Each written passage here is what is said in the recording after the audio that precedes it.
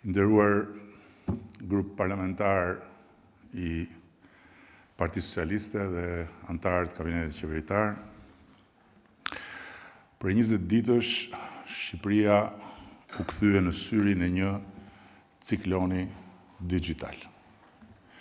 Një vërbull shumë fish më e madhe se sa vetë për masa e vendit tonë, e cila përfshiu bashkëqytetarët tanë, të reja, të rinj, familjar me karroca fëmijësh, patriot digital, punonjës të mirëpaguar bankash, komedian të kthyer në kandidat, delirant me qeleshe, intelektual me kapele republike, njerëz nga çdo anë e botës, media sociale dhe tradicionale nga të gjitha kontinentet, organizata vendase dhe të huaja, parti politike në Europë dhe në Shtetet e Bashkuara, aktorë të biznesit të turizmit në rajon dhe aktorë shtetëror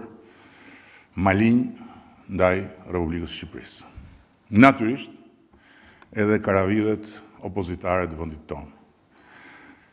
Një grumbullim I hatashëm gjërash që as janë njësoj, as janë bashk, po mblodhen së bashku. Në një prurje që nxori në bregun e gjithë atij oqeani virtual, deri dhe dhëmb të atyre që e kaluruan këtë parti, sa mundën. Dhe kuran nga kali, filluan të gjuajnë me këpucët e blera në shopingjet Majkali. Befas Zvërneci u bë kërthiza e botës, ku përvendosej fati I ngrohjes globale. Bulevardi I Tiranës u bë sheshi Tiananmen, ku qindra mira njerëz, sipas vetë senatorit të nderuar Bernie Sanders, ju turrën oligarkisë botërore. Dhe bota shqiptare u njësua me histerinë e kanaleve sociale, duke bashkuar në një armat të vetme çlirimtare zogjt më elegant të botës, flamingot, me fundin e kazanit digital, bullistët e terrorit online. Unë e di që mund të zhgënjej edhe shumë këtu brenda me këndvështrimin tim, por e vërteta është se cikloni I këtyre 20 ditëve nuk është interesant për atë që thot mbi qeverisjen e Shqipërisë sot. Është interesant për atë që thot mbi kohën ku kemi hyrë, botën që jetojmë dhe sfidat me të cilat do të përballemi gjithnjë më shumë edhe ne, Partia Socialiste e Shqipërisë. Nëse kjo histori do të kishte ndodhur 10 vjet më parë, do të kishte mbetur në rastin më të mirë një debat shqiptar pa protest. Do të kishte pasur mbështetës, do kishte pasur kundërshtar, do kishte pasur sherr, po të kishte mbetur këtu, brenda kufive tanë, pavarësisht përfshirjes së amerikanëve, izraelitëve apo të dreqit vetë që u përfshi në këtë histori edhe pa qenë fare pjesë. Ndërsa sot, 10 vjet më pas, brenda 48 orësh, degradimi I dhunshëm I një sherri vulgar mes rojeve të sigurisë private dhe një protestuesi të marrë zvarr në një lokalitet Shqipërisë, u bë zanafilla I një lufte globale online, ku nuk mbeti llogore mediatike e planetit, pa shkrehur municionet përkatëse. Jo sepse bota u zgjua një mëngjes e alarmuar për fatin e flamingove të nartës dhe natyrën e Shqipërisë, ku deri dje zhvilloi egërsisht dhe qetësisht nën hundën e pandjeshme të botës, masakra më e përgjakshme e shekullit 21 mbi shpendët dhe kafshët e gjora që vriteshin për epshin shtazarak të mira gjuetarëve të ardhur nga perëndimi në këtë tokë pa shtet.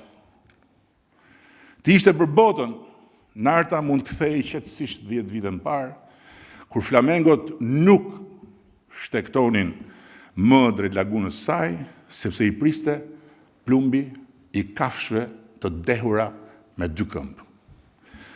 Bota nuk u zgjua prej fatit nartës, po prej emrit të Jared Kushnerit, dhe sigurisht prej hijes së vjerit tij, të cilin e urrem për vdekje krejt armata globale online që kujtoi se gjeti në bulevardin e Tiranës Waterloon e Donald Trumpit.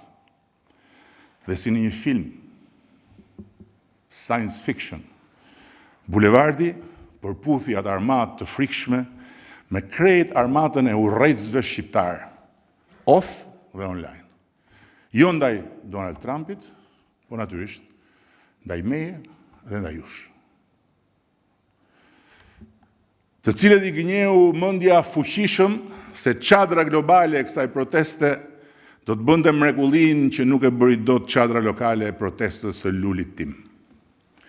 Dhe kështu, me sqepin e një zogut vetëm, do laheshin 2 hesabet vjetra.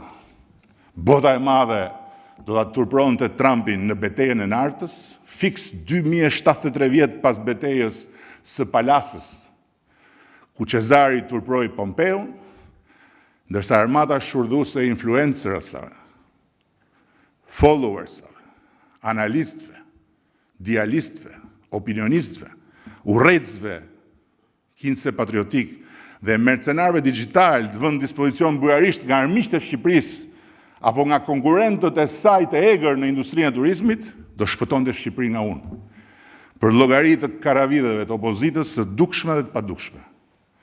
Nga llapaqorat e ballibullistat, tek blok revolucionarët e aeroportit, dhe deri tek lukëndryshkurit e vetë familjes son të madhe. Me befasinë e ngjashme me atë të një aksidenti fatal që të ndodh sa hapën mbyll syt kur ti je aty, miliona njerëz që nuk dinë as ku ndodhet Zvërneci, dinin saktësisht se çfarë duhet mendonin për Zvërnecin. Jo sepse studiuan Shqipërinë, jo sepse lexuan dokumentacionin, jo sepse analizuan projektin, por sepse tek brisësia e bukur e një zogu identifikuan simbolin e një rezistence antikapitaliste, antitrumpiste, duke gjetur tek ai zog valvulën e shfryrjes së një mlefi total, ku më bukur se asnjëherë u hap edhe një kanal për mlefin kundër meje, kundër jush dhe kundër Partisë Socialiste të Shqipërisë. Ky është, sipas meje, mësimi i parë i kësaj historie. Kjo kohë e re, ku edhe një rrahje lokale bëhet përplasje globale, nuk transporton më vetëm mallra, dije, mundësi të reja apo miqësi të reja. Transporton zemrime, transporton identitete politike, fetare, sociale, transporton paragjykime, agresione dhe gënjeshtra shumë më shpejt se sa transporton faktet, arsyetimet e lëre më pastaj mirëkuptimet. Një projekt zhvillimi në Shqipëri u bë brenda pak ditësh pjesë e një lufte ideologjike që nuk ka lindur në Shqipëri dhe që në fakt nuk ka fare për objekt Shqipërinë. Shqipëria u bë zogu. Ne u gjendëm në mes të saj. Jo si autor, as si protagonist, po thjesht si skenë. Dhe kjo në vetvete është risia e kohës që ne jetojmë. Një kohë ku algoritmet udhtojnë më shpejt se sa vërtetësia e lajmeve, ku emocionet mbërrin përpara fakteve dhe ku shumë shpesh perceptimi bëhet e vërteta, ndërsa e vërteta mbetet krejt jetime. Kjo është një histori paralajmëruese, jo për mandatin tim, as për mandatin e kësaj shumice qeverisëse, po për demokracinë në epokën e algoritmit, si dhe për nevojën që ne të parët, me përgjegjësinë e atyre që kanë mandatin të udhëheqin Shqipërinë, ta lexojmë këtë histori sa më drejt për të qenë të përgatitur sa më mirë. Për çfarë vjen më tutje? Sepse ky është vetëm fillimi.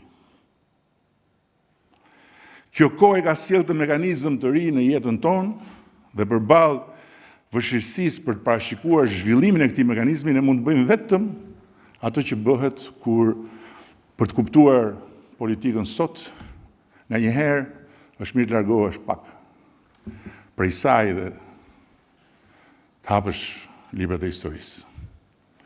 Dhe ka shumë nga kjo e sotmja që filozof, sociolog, psikoanalist dhe historiane kanë përshkruar kohë më parë se sa të vinim ne dhe pas nesh të vinte Facebooku, Instagrami, TikToku.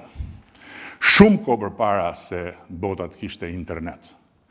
Dhe as pak çuditërisht, ata mund ta ndihmojnë sot të kuptojmë atë që po ndodh.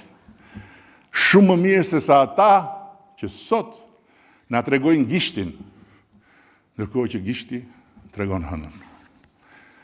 Njëri prej atyre që nuk jetojnë në epokën e internetit, na ndihmon ta kuptojmë shumë më shpejt se sa çdo përpjekje për ta kapur në çfarë shohim rreth rrotull, mekanizmin që ushqen me kaq sukses histerinë e algoritmeve. Shumë kohë përpara, ai ka përshkruar modelin e biznesit të rrjeteve sociale në një përshkrim që ai e quan diskursi i histerikut. Shpesh kjo është keq kuptuar, sikur ai fliste për një tip njeriu. Nuk është kështu. Ai nuk përshkruante një njeri, po përshkruante një marrëdhënie, një mënyrë për t'u marrë me autoritetin, një mënyrë për t'u marrë me botën, një mënyrë për t'u marrë me realitetin. Karakteristika e kësaj mënyre nuk është ankesa. Ankesa është normale. Nuk është kritika, kritika është shumë e nevojshme. Ajo është shpesh motori i përparimit. Karakteristika e saj është diçka krejt tjetër. Është momenti kur ankesa pushon së qeni mjet. Dhe kur kritika bëhet identitet. Dhe kur njeriu nuk lufton më që problemi zgjidhet. Lufton që problemi të mos mbarojë kurrë. Sepse në çastin kur problemi zgjidhet, duhet gjetur menjëherë një problem tjetër. Dhe ja një shembull shumë i zakonshëm. Në një familje mungon detergjenti. Ankesa është krejt e arsyeshme. Detergjenti blihet. Por del problemi se nuk është marka e duhur. Edhe ajo ndrohet. Pastaj del problemi se u ble me vonesë. Pastaj del problemi se pse u kërkua falje. Se nuk ishte pse të kërkoj falje nëse nuk do ishte bler me vonesë. Dhe nuk do ishte bler me vonesë nëse do ishte marka e duhur. Pastaj vjen ankesa që pse duhet thënë dy herë. Dhe pastaj pse falja nuk ishte tonin e duhur. Në fund kupton që detergjenti nuk është problemi. Problemi është nevoja që ankesa të vazhdojë, sepse ankesa është bërë identitet. Natyrisht politika s'është kuzhinë, por mekanizmat njerëzor nuk ndryshojnë aq shumë dhe as ata politik jo.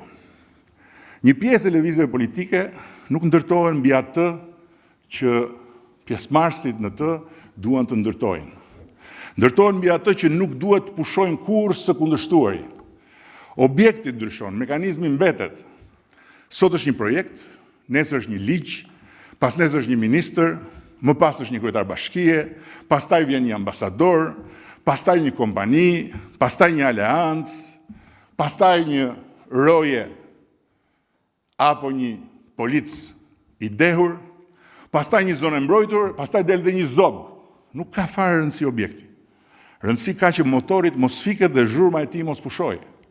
Sepse në çastin kur kundërshtimi pushon, identiteti s'ka më lëndë djegëse.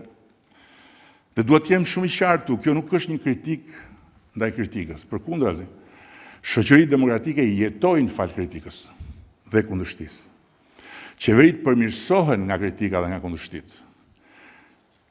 Unë vetë, ju të gjithë, kemi ndryshuar mendje shpesh për shkak të kundërshtisë edhe si rezultati i kritikës. Problemi fillon në një pikë tjetër. Kur objekti i kritikës bëhet më pak i rëndësishëm se vetë nevoja për të bërë kritik. Kur zgjidhja bëhet armiku i kauzës, sepse një problem i zgjidhur nuk gjeneron më zemrim. Dhe një zemrim që shuhet nuk prodhon më identitet. Dhe është tipike, konkrete, qysh në ditën e dytë nuk duam të dëgjojmë, nuk duam të flasim, nuk ka negociata. Ky nuk është një fenomen shqiptar. Ky është një fenomen politik, universal. Kjo është arsyeja pse një pjesë e intelektualëve të majtë francezë e pritën François Mitterrandin me një mërzi aq të madhe kur u zgjodh president, sa e trajtuan shumë më armiqësisht kur ai fitoi se sa kur ai ishte në opozitë. Pse? Sepse ëndra revolucionare, sepse nxitja për të përmbysur gjithçka është gjithmonë më e bukur se sa administrimi. Në opozitë, në kundërshti, dukesh i pastër, dukesh i pa interesuar për vete, po i përvuajtur për të tjerët. Në qeveri duhet kompromis. Në opozitë historia ecën me kërcime, të hatashme përpara. Në qeveri ecën me buxhete, me auditime. Në opozitë ndryshon botën dhe me një fjalim, dhe njerëzit kënaqen. Në qeveri ndryshon nene, dhe lajmet e mira t'i marrin për ofendim. I vetmi lajm është kur ndokush nuk e voton një nen. Në opozitë mund të premtosh gjithçka dhe nuk mban përgjegjësi për asgjë. Në qeveri duhet mbledhësh plerat. Në opozitë mund të shpëtosh të gjithë zogjtë e botës. Në qeveri duhet luftosh me gjahtarët që i vrasin ilegalisht. Në opozitë mund t'i kthesh të gjitha pronat. Në qeveri duhet bësh çmos që të krijosh kushtet që prona të trajtohet drejtësisht, por njëkohësisht ku gjithkush të marrë atë që i takon midis 3 lloj kategorish pronarësh që kemi. Ata që janë nën, me letrat vjetra, ata që janë mbi, me legalizime, ose kërkesa për legalizime, dhe ata që janë mbi të dy, me letrat e kooperativës. Dhe patjetër, qeveria është burimi më i pasur për të ushqyer zemrim, edhe sikur qeveria tjetër përsosur. Lëre më pastaj që nuk ka qeveri të përsosur, edhe le ta harrojmë që e jona është një qeveri që nuk ka probleme. Por thelbi është që qeverisja është gjithmonë jo poetike, ndërsa opozita, sidomos kur merr trajta revolucionare dhe kërkon që çdo punë të fillojë nga e para, duket tërheqëse. Por nëse në kohën e diskursit histerikut, ky ishte vetëm një mekanizëm psikologjik, në kohën tonë tani më ne jemi përballë një industrie. Një industri që është shumë fitimpruese. Kush mendon se me lajket dhe me followers të vet bën politik, ose bën vetëm politik, bën gabim. Me followersat dhe me likeset që ai mbledh, bën shërbimin e atyre oligarkëve më të mëdhenj të planetit që përmes algoritmit dhe përmes platformave pasurohen eksponencialisht çdo ditë. Algoritmi nuk shpërblen qetësinë e varros, sepse qetësia është armik i algoritmit. Algoritmi nuk i shpërblen nuancat, i fshe, sepse nuancat janë kundërshtare të algoritmit. Algoritmi nuk e do arsye. Dhe prandaj, në të gjitha studimet e bëra, të gjitha postimet, në të gjitha platformat, të cilat janë të mërzitshme sepse janë të arsyeshme, kanë një shpërndarje shumë më të ngadaltë se sa ato që janë tërheqëse sepse janë skandaloze. Algoritmi është aty për të shpërblyer konfliktin dhe çdo qenie konfliktuale që i vihet atij në dispozicion. Ai shpërblen indignatën dhe ai shpërblen edhe frikësimin e tjerëve.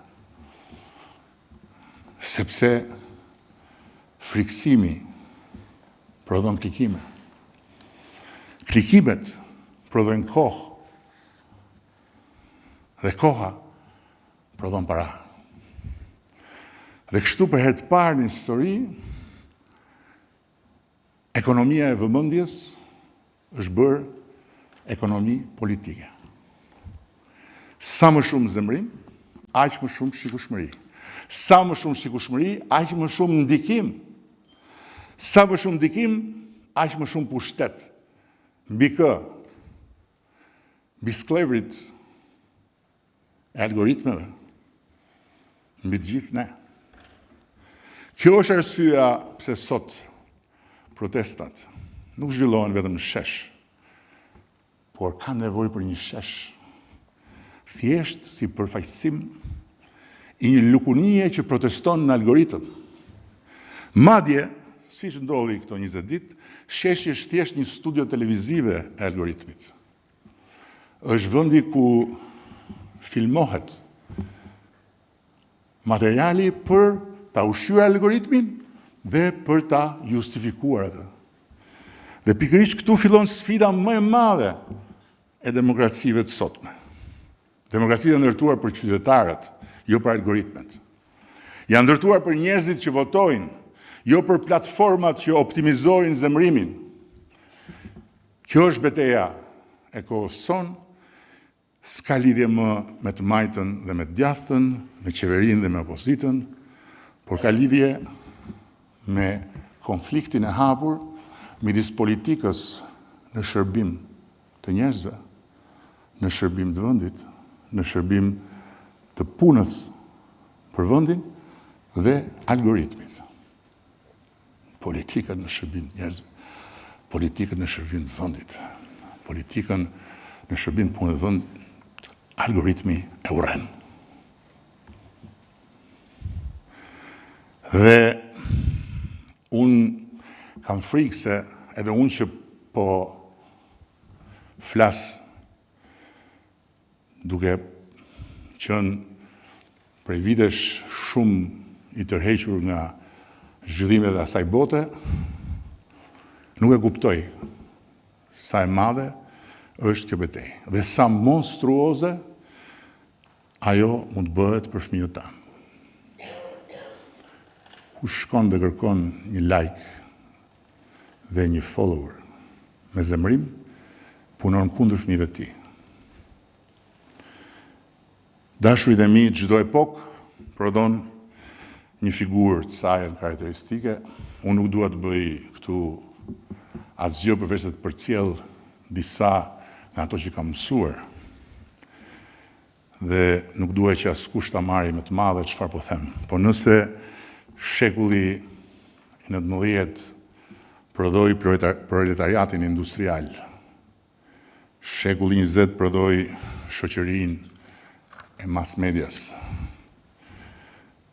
shekulli 21 po prodhon proletariatin e algoritmit. Një klasë e re që nuk e bashkon puna, e bashkon vëmendja. Nuk e bashkon fabrika, e bashkon ekrani i celularit. Nuk e bashkon prodhimi, e bashkon shija e konsumimit të vetes dhe të jetës në ekran. Dhe mbi të gjitha e bashkon një iluzion shumë i madh, që sa më shumë të dukesh, aq më autoritet ke. Unë nuk kam besuar asnjëherë që demokracia është pronë e ekspertëve, profesorëve apo edhe e politikanëve, sepse është realisht pronë e qytetarëve. Por demokracia nuk ka thënë kurrë se çdo mendim ka të njëjtën peshë mbi çdo çështje. Ajo ka thënë se çdo qytetar ka të drejtën të flasë. Po jo se çdo fjali ka të njëjtën vlerë, sepse liria e fjalës në demokracitë funksionale nuk e ka përmbysur kur deri më sot ligjin e pashkruar të gravitetit të dijes. Dhe mbi bazën e dijes, sa akumuluar për një çështje apo për një tjetër, vendimarrësit kanë marrë vendime. Që nga populli deri tek të zgjedhurit e tij. Demokracia nuk e ka zëvendësuar me diçka tjetër, as përvojën, as përgjegjësinë. Sot, për herë të parë në histori, demokracia po përballet me njeriu që mund mos ketë ndërtuar kur asgjë, që mund mos ketë as një shkollë, që mund mos ketë as një kompetencë për të folur për atë që merr përsipër të flasë, që nuk i ka thënë kush mirëmëngjes, punë mbar, dhe që nuk ka administruar kur as një zyrë me 3 vetë. Dhe megjithatë, ky tip zgjohet në mëngjes me bindjen që e kupton shtetin më mirë se kushdo, edhe pse mund të jetojë në një anë tjetër të globit. Pse? Sepse algoritmi i ka dhënë atij diçka që dikur fitoi vetëm me vite pune. Dukjen. Vendosjen e vetes në vëmendjen e të tjerëve. Dhe vendosjen e vetes në vëmendjen e të tjerëve jo me hir, po me pahir. Jo duke bërë ndonjë propozim për atë dheun, po duke thirrur vdekje tradhtarëve të atë dheut. Dhe në kohën tonë, kjo dukje ngatrohet çdo ditë më shumë me autoritetin. Dhe kjo është një tragjedi e vogël e qytetërimit tonë. Autoriteti nuk është më ai që e shohin më shumë njerëz. Autoriteti është ai që mban më shumë përgjegjësi, po algoritmi nuk njeh përgjegjësi. Ai njeh vetëm vëmendje. Ai nuk pyet kush ka ndërtuar, po pyet kush e ndaloi gishtin mbi ekran kur ky budallëk u shfaq, dhe pastaj ti nuk je më i pavarur, ti kujton se je i pavarur. Je i pavarur në raport me ata që kërcënon, se nuk kanë çfarë të bëjnë, po ndërkohë ti je thjesht një sklav i algoritmit që duke të shtuar vëmendjen, të nxit që ti të bëhesh më kërcënues. Dhe nuk ka pikë rëndësie nëse ajo që thuhet është e vërtetë. Nuk ka pikë rëndësie nëse ajo që shpërndahet është e dobishme. Lëre më pastaj të ketë ndonjë rëndësi a është e drejtë apo është e padrejtë. Mjafton të jetë e fortë, mjafton të jetë tronditse, mjafton të jetë zemruese, mjafton të jetë skandaloze. Prandaj jetojmë në një kohë kur britma udhton shumë herë më shpejt se sa argumenti. Kur shpifja jo vetëm udhton shumë më shpejt se përgjigjëstrimi, po ndërkohë që ti e përpjekur të bësh përgjigjëstrimin, 3 shpifje të tjera të kanë parakaluar. Është një garë komplet e pamundur.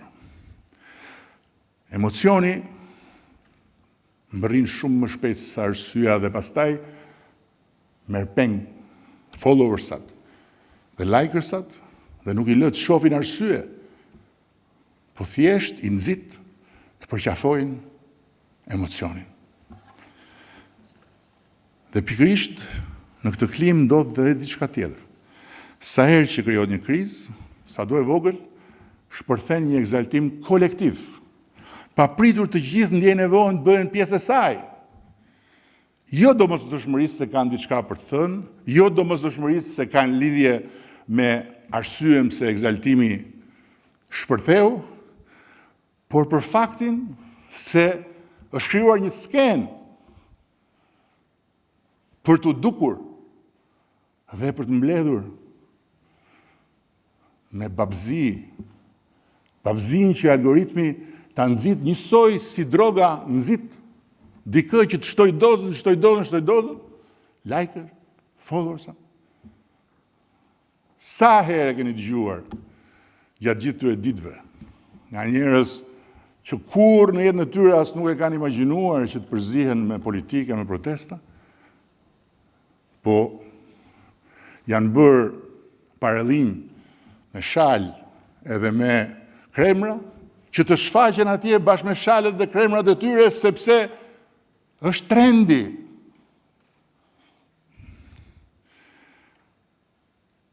Kanë frikë të mbeten jashtë valës. Sepse në ekonominë e vëmendjes heshtja nuk shpërblehet. Shpërblehet vetëm pjesëmarrja. Shpërblehet vetëm ai që ka kurajën të hynë garë. Shpërblehet ai që bën videon më dramatike, nuk ka pikë rëndësie nëse protesta zhvillohet në një bregdet të Spanjës. Mjafton që ti vendosësh shenjën Tirana s'ka as bet, po kjo nuk ka pikë rëndësie, dhe të vendosësh aty një turm që diçka thot në spanjisht, por me titra lexohet vdekja e Izraelit. Ai që do të bëjë postimin më të fortë, ai që do shpallë katastrofën më të afërt, ai që do lajmërojë dëshkimin më të egër, ai që do parashikojë fundin më spektakolar të kujdo qoftë që është përballë, ai shpërblehet nga algoritmi. Dhe një protest nuk është më protest. Është skenë, është treg. Një treg emocionesh, klikimesh, një treg morali, madje edhe një treg karrierash.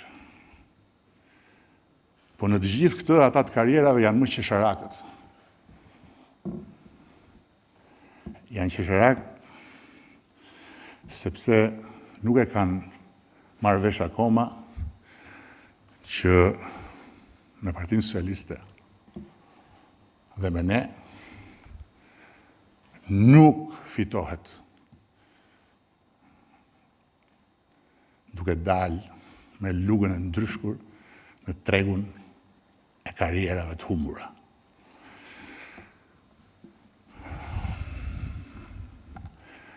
Dhe pa tjetër që algoritmi e ka të domosdoshme të shfaqë dhe profetët që lajmërojnë fundin e botës.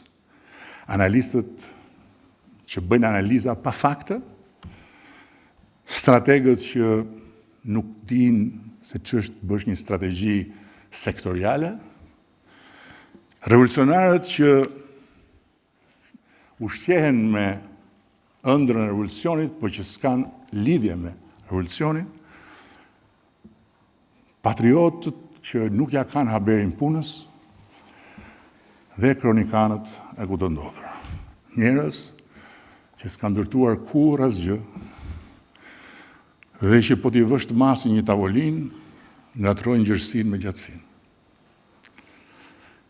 Sepse për ta nuk ka rëndësi se çfarë ndërtohet, si ndërtohet. Për ta ka rëndësi vetëm çfarë duhet shëmbur dhe si ta shëmbim.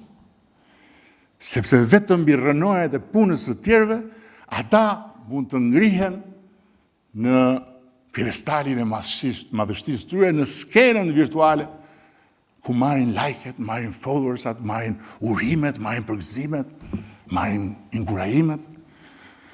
Dhe për ta çdo incident është një revolucion.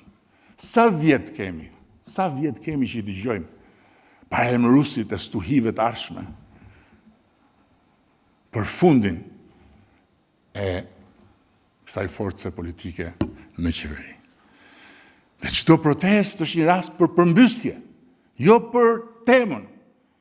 Një protest për temën është gjëra më legjitime dhe në momentin kur ti je gati t'i ofrosh bashkëpunim për të trajtuar temën dhe je gati të ofrosh diskutim për të kuptuar se si mund të adresohet tema më mirë, askush nuk paraqitet, sepse të jesh pjesë e tsunamit është shumë më rëndësishme se të jesh pjesë e zgjidhjes për temën. Dhe çdo ditë është dita e një gjykimi të madh dhe humbja esencit realitetit bën përpritur që nga të katër anët të dalin të gjitha llojet e krijesave që deri në moment kanë qenë nëpër cepat e tyre.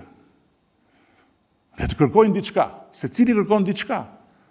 Diçka për cilën mund të ketë të drejtë, diçka për cilën mund mos ketë të drejtë, por të cilën e kërkon pikërisht përmes asaj vale çmendurie,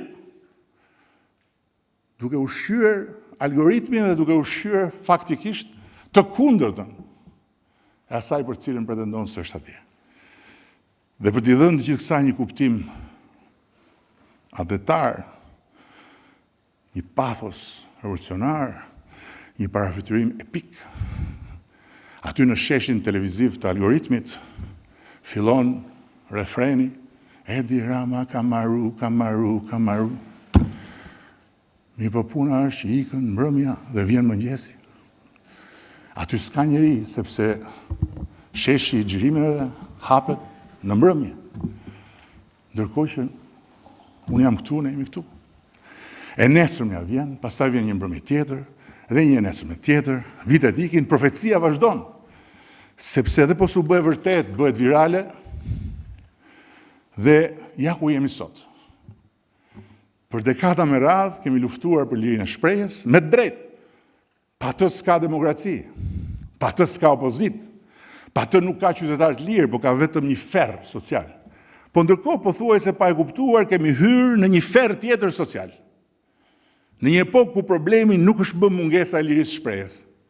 Problemi është pakufishmëria e lirisë së shpërndarjes. Jo të zvërtetës, të gënjeshtrës. Sepse sot s'ka më nevojë të censurosh faktet, mjafton t'i mbysësh.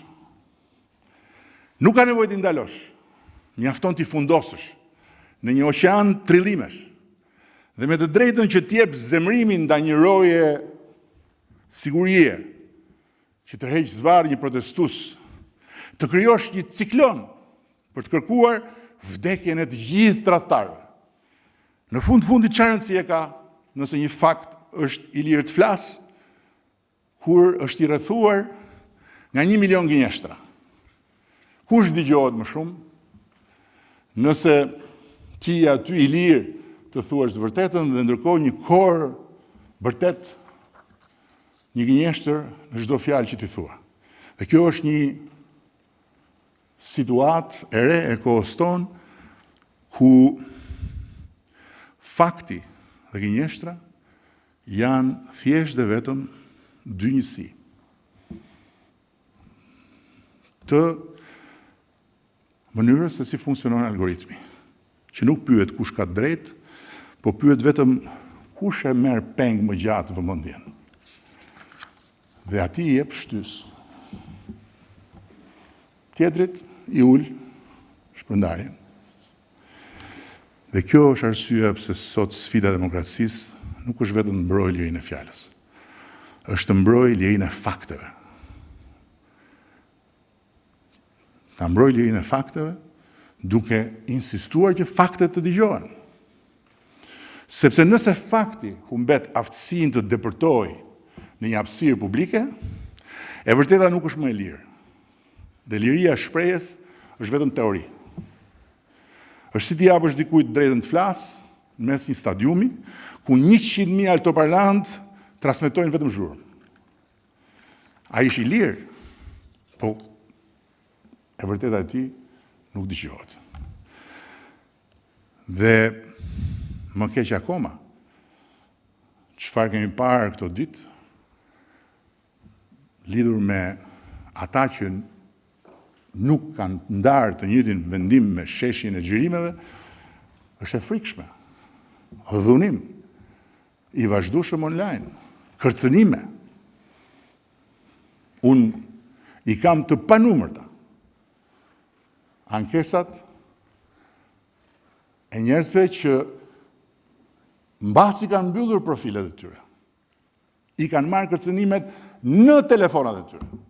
Dhe, natyrisht, ja kanë përcjell policisë. Po edhe policia çfarë do bëj? Me mesazhe që vijnë nga lloj-lloj drejtimesh të paditura. Sfida më e madhe e kohës që jetuam ishte liria e shprehjes, sfida më e madhe e kësaj kohë është liria e fakteve. Sepse demokracitë nuk rrezikohen vetëm nga ata që ndalojnë të vërtetën të flasë. Rrezikohen nga ata që e mbysin në një lumë të pafund gënjeshtërsh. Shikoni Fatos Lubonjën. E kam sjell në këtë mes si emër edhe një herë tjetër, pas shumë e shumë vitesh që Fatos Lubonja me të njëjtën pafytyrësi të atyre që mbronin gënjeshtrën, që atë e mbajtin burg, dhe i kërkonin llogari për gjëra që si kishte bërë, duke i prezantuar dëshmitar të rrem dhe duke i ngritur akuza alucinante, kërkon llogari nga unë për Arubën. Fatos Lubonja. Aruba. Edi Rama thot, duhet t'japë llogari për Arubën.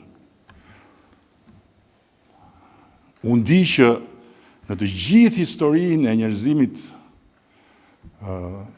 që kur janë vendosur rregullat e qytetërimit romak, llogaria jepet mbi bazën e fakteve. Dhe kur nuk i takon atij që akuzohet që të provojë që ai nuk është ai për cilën akuzohet. Çfarë vlerë ka që unë them nuk kam qenë kur në Aruba, nuk e di fare për çfarë bëhet fjalë se ka ndodhur në Aruba, nuk kam dërguar kur njeri të shkojë në Aruba, s'ka si vlerë. Fare. Sepse ndërkohë, Aruba është bërë vërtet. Është nxjerrë në këtë fushën e algoritmit, është ricikluar në pafundësi dhe është bërë vërtet. Siç është bërë vërtet që unë jam një konsumator kokaine, kjo është bërë vërtet. Dhe fjala drogagji, ikmor drogagji, o drogagji, është një refren që mua më ndjek si një vërtet. Siç është e vërtet që unë kam akuzuar Timat për marrëdhënie me time shoqe dhe për atësinë e djalit tim, është e vërtet. Është bërë e vërtet. Çdo që të them unë, nuk kanë pasur asnjë rëndësi të gjitha letrat që kanë dalë më parë se si është bërë gjyqi e tjerë, nuk kanë rëndësi. Algoritmi këtë gjë e ka bërë përfundimisht vërtet. Siç është bërë vërtet që unë jam një kusar që marr pjesën time nga çdo gjë që ndodh në Republikën e Shqipërisë, është bërë vërtet. Çfarë rëndësie ka se çfarë them unë? Natyrisht që për këtë arsye unë nuk e them këtë gjë rregullisht, se s'ka si vlerë. Janë bërë të gjitha të vërteta. Sepse nuk jemi më në një marrëdhënie sociale, politike, demokratike. Jemi në një laborator. Në një laborator ku në kohë reale algoritmi, viraliteti, simbolika dhe gënjeshtra prodhojnë një realitet paralel që shumë më shpejt se sa faktet gjejnë rrugën e tyre, është bërë e vërteta. Dhe faktet janë vetëm përpjekje të dëshpëruara për të mohuar të vërtetën. Atëherë ç'a mbetet për të bërë këtu? Ajo që mbetet për të bërë, të dashur, është që ne të refuzojmë të ndjekim çdo dallgë. Është që ne të qeverisim Shqipërinë sipas kontratës që kemi me popullin shqiptar dhe jo sipas algoritmit. Të bëjmë ato që është shumë e vështirë në fakt, po që është e vetmja gjë që ne mund të bëjmë. Të vazhdojmë përpara. të vazhdojmë të dëgjojmë, patjetër të dëgjojmë. Askush nuk mund të thotë, unë jo, që nuk ka shumë të vërteta në ato që thuen. Lidhur me çfarë nuk shkon, lidhur me çfarë duhet bërë më mirë, lidhur me si njerëzit duhet shërbehen më mirë, etj. Por zgjedhja jonë është e detyruar. Nuk është një zgjedhje që është njëra nga disa zgjedhje. Zgjedhja jonë është të bëjmë çmos që njerëzve t'ju japim lajmin e mirë. Cili është lajmi i mirë? Jo propaganda. Lajmin e mirë. Kemi një problem me shërbimet, kemi patjetër një problem me shërbimet, por ama sot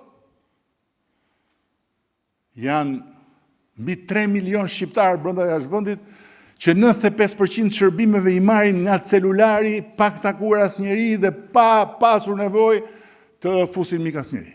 95%. Kemi te ky 5% që një problem real, serioz, dramatik, po doni në momentet caktuara për njerëz që kanë nevojë për legalizimin, për njerëz që kanë nevojë për një autorizim etj, patjetër.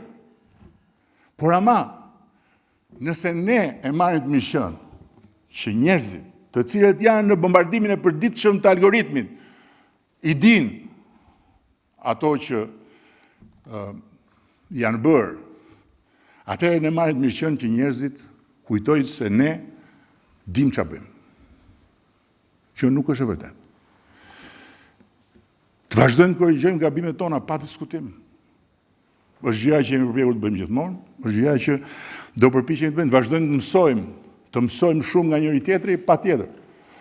Të mësojmë me njëri tjetrin ne, të tjerët, aty ku mundemi, dhe të mësojmë nga tjerët gjithmonë.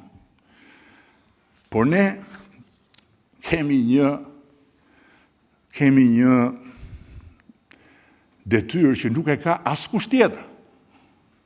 Gjithë të tjerët nuk e kanë këtë detyrë. Ne kemi detyrën të ndërtojmë. Shteti nuk ndërtohet duke bërë luftë nëpër kanalet e algoritmave në emër të përmirësimit. Shteti ndërtohet në radhë parë duke mos e humbur drejtimin e historisë. Dhe kam pasur shumë mesazhe, nuk e di se për çfarë arsye, si qysh tek mund ta kem lënë përshtypjen sikur më ka shkuar ndërmend që unë t'jap dorëheqje. Kam pas shumë mesazhe. Dhe gjithmonë më shumë, sepse gjithmonë më shumë njerëz ftillohen.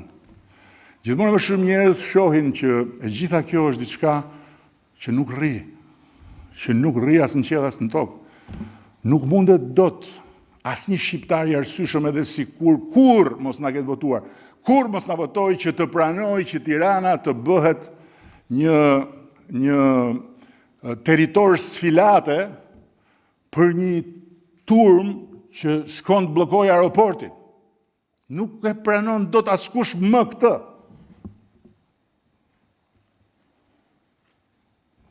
Është e pamundur. Dhe natyrisht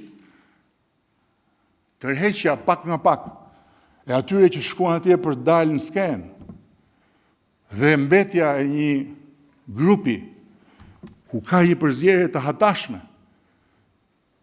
Dhe është një përzierje, siç e thon këta patriotë digital, mbarkombëtare. Vin njerëz nga Kosova, vin njerëz nga Maqedonia, vin njerëz nga territore të tjera për të shpëtuar Shqipërinë në emër të shqiptarëve. Ulërin të mblidhet këtu kombi. Ndërkohë që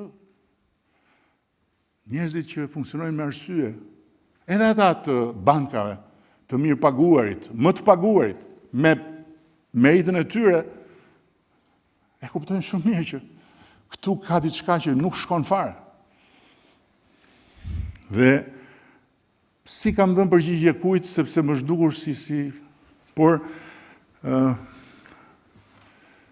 Kur ka momente tilla, kam shumë kënaqësi të kujtoj një ullësi tek Homeri. Kur Odiseu afrohet pranë sirenave dhe refuzon që të mos i dëgjoj. Përkundrazi, ai insiston që t'i dëgjoj. Sepse vetëm ai që i dëgjon kupton se sa i madh është tundimi në një mënyrë ose një tjetër. Por ai bën dhe gjë tjetër. Lidhet shumë fort mbas diregu të anijes, jo se s'ka besim tek vetja, por sepse ai nuk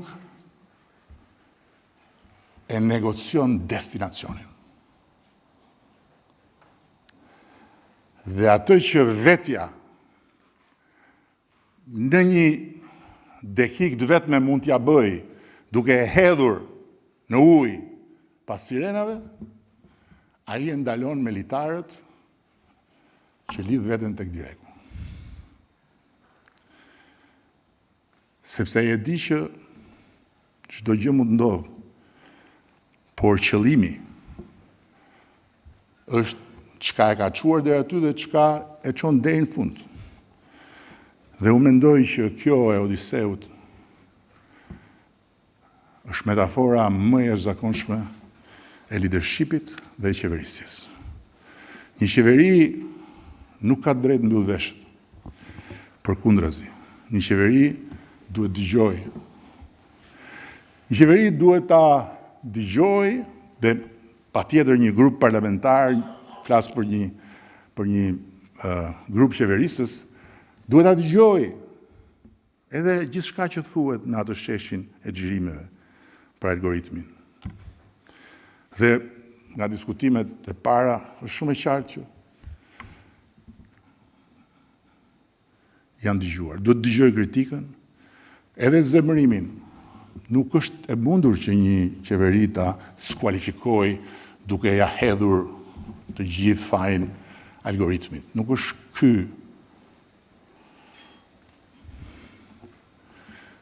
rasti. Por ka një gjë që një qeveri nuk mund ta bëj kurrë nëse është aty me një destinacion. Një qeveri nuk e dorëzon kurrë timonin tek zhurma. Një grup udhëheqës nuk i jepet zhurmës. Dhe sa më shumë zhurma zmadhohet, aq më shumë një grup udhëheqës forcon identitetin e vet duke bashkuar të gjithë në emër të destinacionit. Nuk ndërtohet një shtet si ai që ne po ndërtojmë dhe nuk çohet deri në fund një mision historik si ky që na ra ne ta mbartim për ta bërë Shqipërinë vend antar të Bashkimit Evropian. Duke i dhënë Shqipërisë momentin e dytë më të madh historik mbas lidhjes Prizrenit, nëse qeveria e tij, grupi i udhëheqës, merr drejtim nga frynera dhe sugjestionohet nga zhurmat, sugjestionohet nga errat, sugjestionohet nga sirenat, sugjestionohet nga dallgët, me çdo çmim. Një grup udhëheqës që ka mision shkon deri në fund, kundër të gjitha llojeve të parashikimeve dhe jo më pastaj kur parashikimet i ka me vete si në rastin tonë.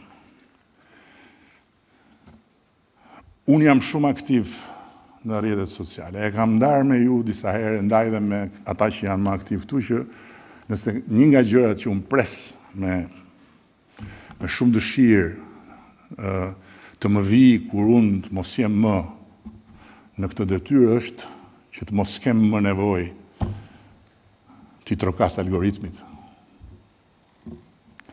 Por aba, unë nuk besoj kurrë që aty, tek pasqyra e Facebookut, e Instagramit, dhe tek komente, unë i marë.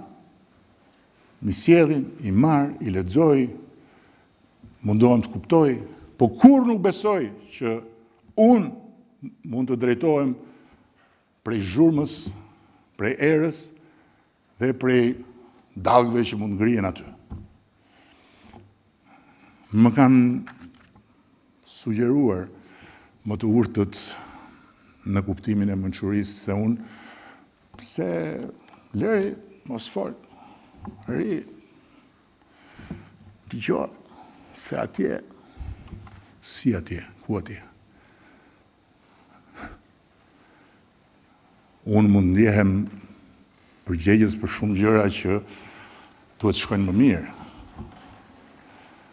Po unë dhe ju, Partia Socialiste, të ndjehemi me faj, se vetëm fajtorët nuk flasin. Të ndjehemi me faj, pse mblidhet, jo ajo turm. Po pse mblidhet planeti, po të doj, që të na tregoj dhe të na imponohet në pikën që të na detyroj që ne të pranojmë të jemi sklever të algoritmit edhe si forcë politike, kjo nuk është e mundur të ndodhë dhe nuk ka për të ndodhur sepse kjo është tradhtia e vërtet nëse mund të flasim për tradhti këtu të mes. Prandaj unë besoj tek politika që zgjohet, jeton dhe shkon të flej me njerëzit real, jo me profilet falso të ballibullistave. Ballibulistat kanë sasinë më të madhe të profileve falso dhe të ndjekësve të blerë dhe ju duhet, ndërsa në të gjithë ndjekësit e faqes time nuk mund të gjendet dot një i blerë. Një i vetëm i blerë. Blien ndjekësit. Blien sa të duash, dhe ka atje paguaj, një i vetëm. Që do? S'më janë dashur kur dhe s'më duan. Ne na duan ata që nuk jetojnë tek ajo.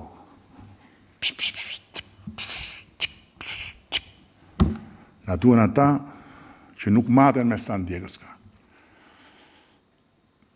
Ata janë forca jonë. Ata që bëjnë që Shqipëria sot të ketë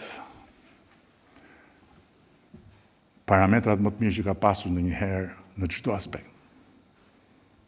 Jo më të mirë dhe mundshëm, po më të mirë që ka pasur ndonjëherë. Ata që bëjnë që Shqipëria sot të jetë një vend ku këtë vit bizneset e vogla të hapura deri tani që flasim janë numri më i madh i bizneseve të reja të krijuara në të njëjtën periudhë në vitet më parshme. Ata nuk patjetër shohin, patjetër bien dhe prenë në një moment. Por ata duan të dinë të tjera gjëra dhe ne mund na bëhen shumë leksione, po të na bëhet neve leksion për pensionet. Të na bëhet neve leksion për universitetet. U ngrit diaspora. U ngrit diaspora. U mblodhen profesorët. Oh.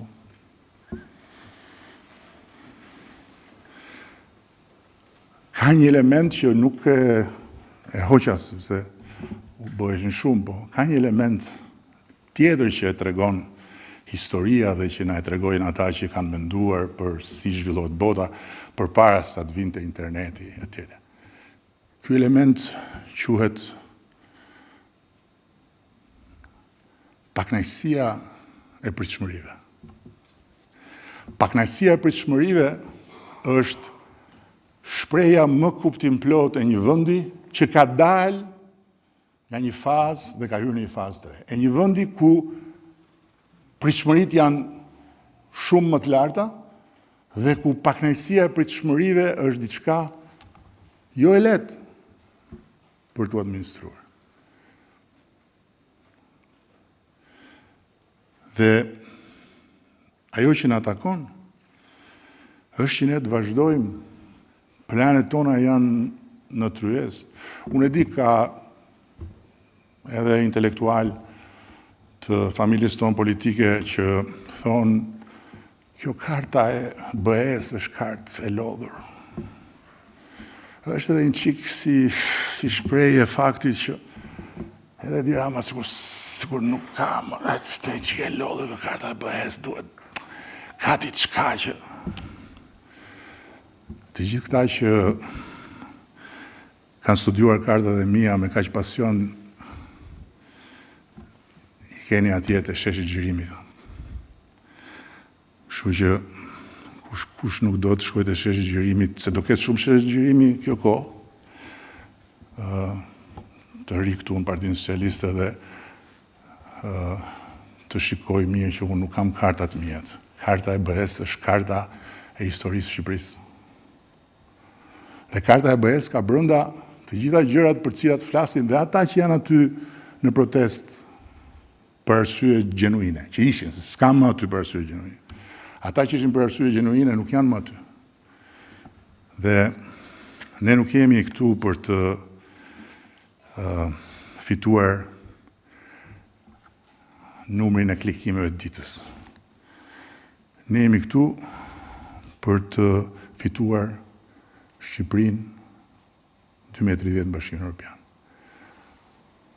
Është edhe një thirrje për një marrëveshje të re, për një Shqipëri të re. Dhe kam parë që ka edhe shpirtrat humbur këtu që në familjen tonë politike që duan një Shqipëri të re. Fair enough. Mezi pres që të na sjellin draftin e Shqipërisë së re, të shkruar. Dhe patjetër jemi gati të bëjmë një marrëveshje të re për një Shqipëri të re. Po kam frikë se drafti nuk do vi kurrë. Sepse Shqipëria e re është njësoj si të gjitha siluetat e flamingove, njërën prej cilave e mbante Fatos Lubonja. Fatos i poshtë, flamingo lartë edhe Shqipëria e re. Do kritikohemi, do sulmohemi, por ne kemi detyrimin mos zgjedhim rrugën më të lehtë, mos zgjedhim rrugën e zgjidhjeve të hapërhëshme që na lehtësojnë nga një presion, mos zgjedhim kur të jemi popullor në një moment kur duhet jemi të përgjegjshëm, sepse unë të paktën, ka shumë kohë që nuk ndihemi zgjedhur për të qenë i pëlqyer. Më ka hikur ajo dëshira për të qenë i pëlqyer, që Zherioni se e di, më ka njohur në atë kohë. Edhe kopertinën e Zërit Popullit, kur unë u zgjodha, e bëri me një kujdes të veçantë që unë të ndjesha i pëlqyer, vuri një portret shumë larg realitetit. Po nuk jemi këtu për të qenë pëlqyer, jemi për të qenë dobishëm. Dhe këtu ka një ndryshim shumë të madh midis qenit i pëlqyer dhe të qenit i dobishëm. Sa janë të pëlqyer sot në rrjetet sociale dhe janë krejt pa dobishëm, kur mos u bëfshim si ta.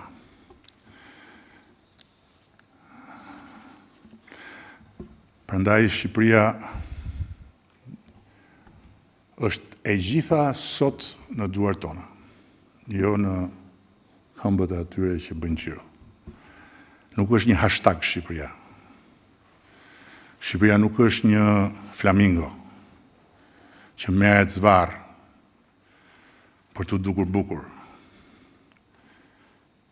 Shqipëria është një vend që sot është në një luftë të madhe me vetveten, dhe Bashkimi Evropian është i taka jonë.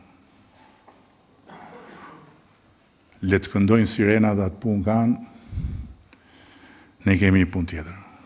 Unë bashkë me ju. Ne kemi detyrë ta çojmë Shqipërinë tek ai breg me çdo kusht. Dhe mos u çudisni fare që në këtë rrugë do të kemi shumë të tjerë që do të na dalin. Anash mbrapa përballë, se kjo nuk është punë agjenturash në kuptimin klasik. Nuk jemi tek fije që priten. Ne kemi fakte. Sa të duash. Jemi në një kohë kur fal algoritmit dhe botës pa kufi, vinë mercenarët digital edhe nga vende që ti nuk e mendon që ishte shënjestër e tyre. Për arsye nga më të ndryshmet. Të sponsorizuar nga shteti janë të identifikuar ata që vinë nga Irani, të tjerët kanë lloj-lloj sponsorësh. Por ne nuk kemi punë me asnjë prej tyre në kuptimin që të intimidohemi, apo që të kompleksohemi, apo që të spërdridhemi. Kështu që kjo është rruga më e vështirë, dhe pse është rruga më e vështirë, është rruga ime, e juaja, e jona, e Partisë Socialiste të Shqipërisë. Faleminderit.